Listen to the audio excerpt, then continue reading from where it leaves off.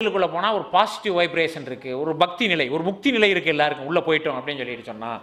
அப்போ அந்த மாதிரி இஸ்லாத்தில் ஏதாவது இருக்கா அப்படின்னு சொல்லிட்டு கேட்குறாரு. இப்போ என்ன அப்படின்னு கேட்டிங்கன்னா, இஸ்லாத்தை பொறுத்த வரைக்கும் வந்துக்கிட்டு எல்லா விஷயங்கள்லையும் ரியாலிட்டியாக தாங்க சொல்லும். அதில் வந்து கூட்டி குறைச்சி சொல்கிறதுல வந்துக்கிட்டு இஸ்லாத்தில் எந்த நிலையிலுமே உடன்பாடு இல்லை. அதில் என்ன அப்படின்னு கேட்டால், அதெல்லாம் அப்படி நாம் உருவாக்கப்படுகிறோம். கொஞ்ச நாளைக்கு முன்னால் இந்த யோகம்னு ஒன்று சொல்லி கொடுத்தாங்க. யோகம் பண்ணுறதுல யோகாசனம், அதிலே வந்துக்கிட்டு ஒரு ஹையர் வெர்ஷன், வேறு நிலை, வேறு ஒரு சிஸ்டம் உண்டாக்கி அதில் வந்துக்கிட்டு என்ன சொல்லுவாங்க அப்படின்னு கேட்டால், கண்ணை மூடிக்கிட்டு உட்காந்து உங்கள் ஆத்மா உங்கள் நெத்தியில் இருக்கிறதா கற்பனை பண்ணிக்கிறேன்னு சொல்லுவாங்க. இன்னும் அறிவியலாளர்களுக்கு ஆத்மானா என்னென்னு கண்டுபிடிக்க முடியல.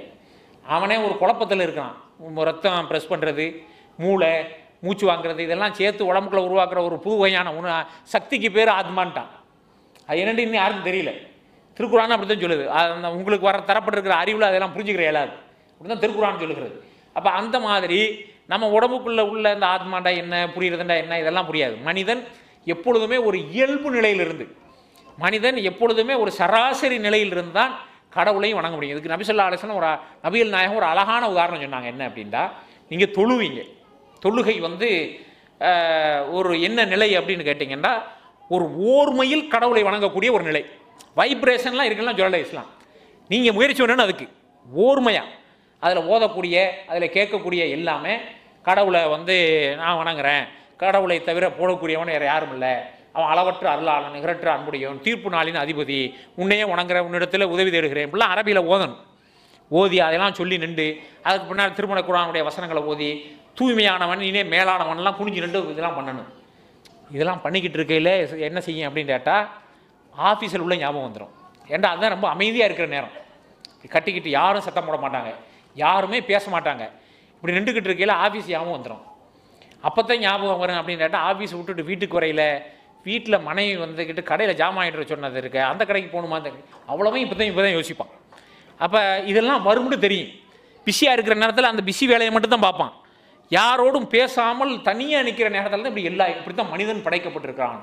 இப்படி தான் இஸ்லாம் சொல்லுது. இப்படி தான் மனுஷன் படைப்போகுது. அவன் ஒரு கான்சென்ட்ரேட் பண்ண வேண்டிய எதுக்கு முயற்சி பண்ண போகும்போது தான் பல யாவும் வரும். சில பேர் சொல்லுவாங்க, நாங்கள் அந்த முக்தி நிலையில், பக்தி நிலையில் எல்லாத்தையும் மறந்து மூளையை ஃப்ரீயாக வச்சுக்கிடுவோம் அப்படின்னா. செத்தா தான் முடியாது. அது மூளையில் ஒன்றுமே இல்லாமல் ஃப்ரீயாக வச்சுக்கிடுவோம் அப்படிங்கிற ஒரு நிலை மனுஷனுக்கு சாதாரணமாக வராது. இதுக்கு என்ன பொருள் அப்படின்னு சொல்லிட்டு சொன்னால், வைப்ரேஷன் நிலைக்கு, உச்சஸ்தாயி நிலைக்கு, அந்த ஒன்றுமே இல்லாத மண்டையில் எம்டியான ஒரு நிலைக்கு, ஆத்மா, ரூஹு, இதயம் எல்லாத்தையும் நெத்தியில் கொண்டு வந்த நிலைக்கு, இதெல்லாம் மனுஷனுக்கு செய்யலாது. மனுஷனுக்கு என்ன முடியுமோ அதை நம்ம மனுஷன்கிட்ட எதிர்பார்க்கணும்.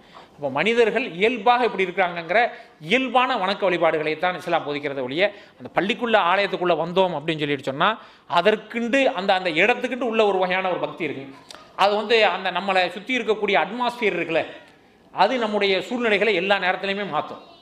நீங்கள் இப்போ இந்த ஹாலுக்குள்ளே உட்காந்துருக்கையில் இந்த அட்மாஸ்பியரில் நீங்கள் உங்களுடைய இருப்பு, உங்களுடைய கவனம், நிறைய பேர் இருக்கிறோம், சபையில் இருக்கிறோம், சபையில் பேசுகிறவங்களெல்லாம் நினச்சி ஒரு கான்சியஸாக இருக்கும்ல. இதே நீங்கள் வெளியே போனவுன்னு இருக்காது. இதே நீங்கள் மட்டும் தனியார் ரூமில் இருக்கலே இருக்காது. அப்போ அந்த நம்ம இருக்கக்கூடிய அந்த சூழ்நிலை மாற்றம்டா, அது பள்ளிக்கு போனாலும் சில நேரங்களில் மாறும். அந்த சூழ்நிலை, அங்கே இருக்கக்கூடிய அமைப்பு, கோயிலுக்கு போனாலும் மாறும், தேவாலயத்துக்கு போனாலும் மாறும். இதெல்லாம் இயல்பாக மனிதர்களுக்கு அந்த சுற்றி இருக்கக்கூடிய அட்மாஸ்பியர் உருவாக்கக்கூடிய மாற்றம், சூழ்நிலை உருவாக்கக்கூடிய மாற்றம். அப்போ இதை தாண்டி இந்த நம்முடைய புரிதல் இருக்குல்ல, இதில் தான் நிறைய ஏமாற்றப்படுறோம். இந்த புரிதல் இருக்குல்ல, இந்த புரிதலில் தான் நான் நிறைய ஏமாற்றப்படுகிறோம். எப்படி அப்படின்னு கேட்டிங்கன்னா, நம்மளும் ஒரு வைப்ரேஷன் லெவலுக்கு போகலாம் அப்படின்னு சொன்னால், ஒரு ஆளை காட்டி சொல்லுவாங்க, இவர் இருக்கிறார்ல, இவர் வைப்ரேஷன் ஸ்டேட்டஸ்லேயே ஒரு உச்சநிலை அடைந்தவர். அந்த பக்தி, அதனுடைய கடவுளை ஊடுருவி பார்ப்பது, அந்த நிலைக்கு போகிறதுல ஒரு உச்சநிலை அடைந்தவர்னு ஒருத்தரை காட்டுவான். அவன் நம்மளை எல்லா வகையிலும் சுரண்டிட்டு ஓடி போயிடுவான். இது உலகத்தில் தொடர்ச்சியாக நடக்குது. இந்த நம்பிக்கை தான் ஏமாறுவதற்கான வழிகளை துறக்கிறது. அதனால் நம்ம எல்லாரும் மனுஷன் எவ்வளவு வணக்கம் செஞ்சாலும் சரி, அந்த வணக்க நிலையின் உச்சகட்டத்தில் நபிகள் நாயகம் ஒரு முறை தொழுவிச்சுக்கிட்டு இருந்தாங்க. இஸ்லாத்தில் நம்ம நம்பணும் அப்படின்னு சொல்லிட்டு சொன்னால், பக்தியினுடைய உச்சத்தில் அவரை விட பக்திக்கு யாருமே போகலை. அப்படி நம்பணும். அப்படி அவ்வளோ பக்திமா இப்படி தானே இருந்திருக்க முடியும். அவரால் தானே வழிகாட்டியிருக்க முடியும். திடீர்னு தொழுத உடனே வீட்டுக்கு ஓடுறாரு. ஓடி போயிட்டு மறுபடியும் திருப்பி அவசரமாக பள்ளிவாசலுக்கு திரும்பி வர்றாங்க. வந்து தோழர்கள்லாம் கேட்குறாங்க, என்னாச்சு இப்போ படம்னு ஓடிட்டீங்களே அப்படின்ட்டு. வீட்டில் ஒரு வெள்ளிக்கட்டி இருந்துச்சு, ஒருத்தர் தந்தது, அந்த ஞாபகம் வந்துருச்சு. அந்த ஞாபகம் வந்தவொடனே போய் இருந்தனால தான் ஞாபகம் தர்மம் செஞ்சு வந்துட்டேன்னுங்கிறாங்க. கொடுத்துட்டாங்க. அது கொடுக்க வேண்டிய பொருள், ஏன் பொருள் இல்லை கொடுக்க. அப்போ அந்த ஞாபகம்லாம் வரும். இப்படிலாம் வேறு வேறு சிந்தனைகள்லாம் வரும். அந்த வைப்ரேஷன் லெவலுக்கெல்லாம் யாரும் போக இயலாது என்பதனை இஸ்லாம் வந்து நம்புது. அப்படி நம்பக்கூடாது. நம்ம மனிதன்கிற இயல்பு நிலையை தாண்டி எந்த பக்தியின் உச்சகட்டத்திலையுமே வந்து நம்ம போக இயலாது. அந்த மனிதனுக்கு உள்ளது நம்ம கடவுள்கிட்ட கேட்கலாம். எனக்கு இதை கொடு, அதை கொடு, என்னுடைய காரியங்களை லேசாக்கு, வேலையில் இதை கொடு, பொருளாதாரத்தை கொடுலாம் கேட்கலாமே ஒழிய இதை தாண்டி உள்ள எதுவும் நடக்காதுங்கிறத நம்ம நம்புறது தான் கரெக்டான முறையாக இருக்கும்.